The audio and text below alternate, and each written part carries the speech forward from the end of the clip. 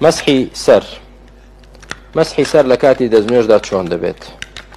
دەست بە ئاو تەڕ دەکەیت، یعنی کە تەڕت کرد ستا من دەستم تەڕ کرد، هەردوو دەستت تەڕ دەکەیت، یعنی چ بۆ ئافرەت چ بۆ پیاو کە دەستی تەڕ کرد لە بیدایەتی سەریەوە دەست پێ دەکات بۆ دواوە دەڕوات دەیگەڕێنێتەوە.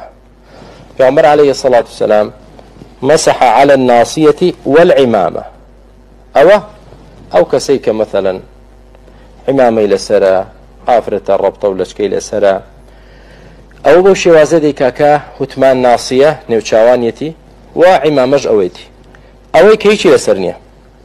مسح على الناصية والعمامة، بەڵام مسح على رأسه تەنها بەسەر قژیدا مەسح دەکات دەیباتە دواوە و دەیگەڕێنێتەوە.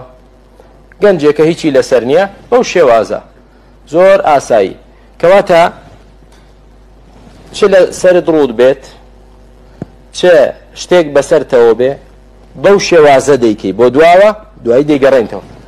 ئەمە شێوازەکەی کە پێغەمبەری خوا کردوێتی عەلەیهی السەڵات وەسەلام. بۆیە خەیر الهەدی هەدی محەممەد صلی الله عليه وسلم، باشترین هەدی پێغەمبەر عەلەیهی السەڵات وەسەلام. بەو شێوازە بکەین ئینشاء الله. ئەمما بڵێن وڵا تەڕی دەکەین و ئاوا سێ جار، ئەوە لە سنەتی پێغەمبەردا نەهاتووە عەلەیهی السەڵات وەسەلام.